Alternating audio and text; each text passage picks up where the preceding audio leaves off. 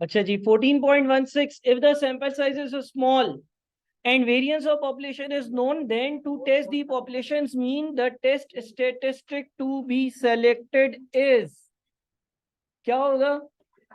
Z। ठीक है ना? क्योंकि अगर आपके पास पॉपुलेशन का वेरिएंस दिया हुआ है तो आप उसका अंडर रूट लोगे तो पॉपुलेशन की स्टैंडर्ड डिविएशन आ जाएगी, और अगर आपको पॉपुलेशन की स्टैंडर्ड डिविएशन मालूम है तो आप z यूज करते हो, फिर तो आप सैंपल साइज को कंसिडर ही नहीं करते हो। ठीक है, अगला, while testing the hypothesis about populations mean, t test is only selected if, क्या हम तब t यूज करते हैं जब सैंपल साइज 30 से कम हो? दोनों चीजों का नो आंसर आना चाहिए ना।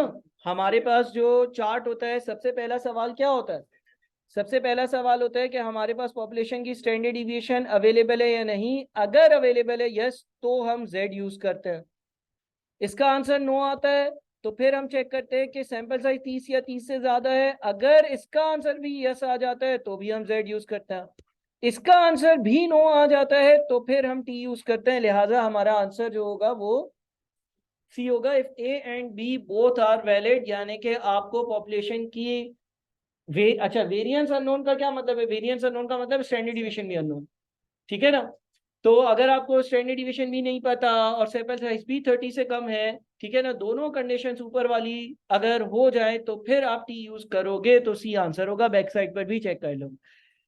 14.18, while testing the hypothesis about populations mean, if variance of population is known, अगर पॉपुलेशन का वेरिएंस जो है आपको पता हो, then only z test is valid, only t test is valid, either can be selected, none of these, only z test is valid, हम z use करेंगे। उसके बाद अगला 14.19, while testing the hypothesis about populations mean, if variance of population is unknown, then the selection of test statistic depends upon size of sample। अगर हमें population की variance और standard deviation नहीं पता हो तो हम टी या जेड यूज करेंगे। ये इस बात पर डिपेंड करता है कि सैंपल साइज क्या है। अगर 30 या 30 से ज्यादा है तो जेड, और उससे कम है तो फिर T.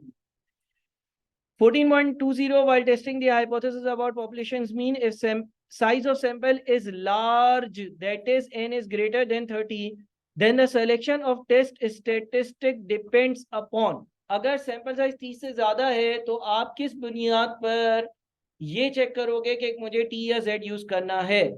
Variance of population, variance of sample does not depend upon anything, none of these। अच्छा, अब ये क्या बोल रहे हैं? while testing the hypothesis about populations mean, if size of sample is large, the selection of test statistic depends upon variance of population होना चाहिए, variance of population होना चाहिए ना, क्योंकि अगर आपके पास पॉपुलेशन का वेरिएंस पता है, एक मिनट रुको, इसको जरा देखते हैं ना। अगर पॉपुलेशन का वेरिएंस पता है तो आप क्या यूज करते हो? z यूज करते हो। अगर नहीं पता तो आप क्या करते हो?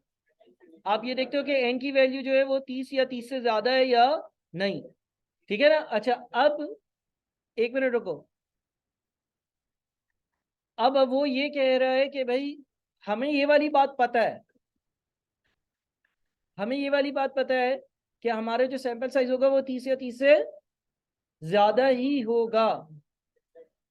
तो अगर ज्यादा ही होगा, if sample size is large, that is n is greater than 30, if sample size is large, that is n is greater than 30, sample size 30 या 30 से ज्यादा ही होगा, तो इस्तेमाल क्या होगा? तो z ही इस्तेमाल होगा।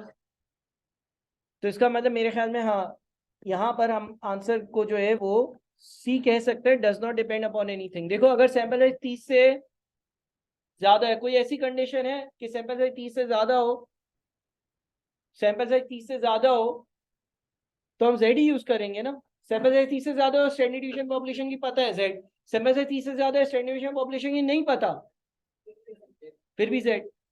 टी कब यूज होता है? टी तब यूज होता है जब आपके पास स्टैंडर्ड डिवीजन भी नहीं है और आपके पास जो है वो सैंपल साइज भी 30 से कम है।